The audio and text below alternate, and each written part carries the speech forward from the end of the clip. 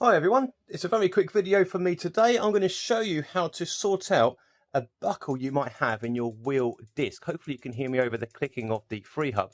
But can you see there the gap between the disc and the the right hand side brake pad reduces?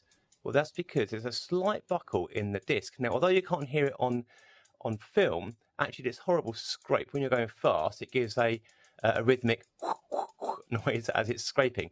Now, you've got two solutions for this. The first is for you to use a proper wheel disc alignment tool, which is like that. One end is quite small, and the second, let's get this on film, is a longer version.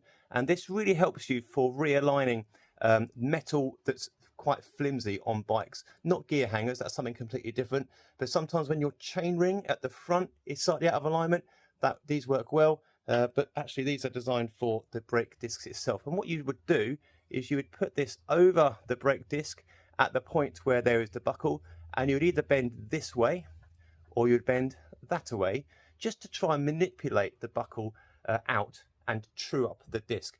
It's just worth remembering, of course, that disc metal is rather soft and brittle, and actually it's more pliable, no offense, when you buy lower budget bikes. As a result, that's what causes the buckle in the first place, even if it's just transporting the bike, chucking it in the boot or whatever. But also it means that if you are going to take the buckle out, there's a potential to go too far or mess it up entirely. In fact, if I show you with my finger here, you can actually bend the disc. There we go. Can you see that? Backwards and forwards. That's how pliable they are, because they're only held at the very root of the disc where the wheel hub is. The further out you go for the metal, the more potential there is for it to move like that.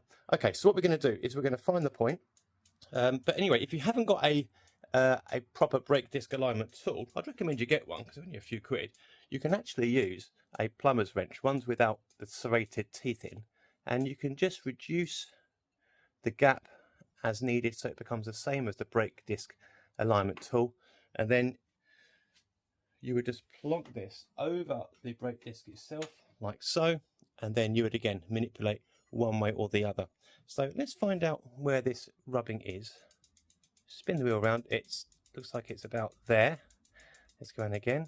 There.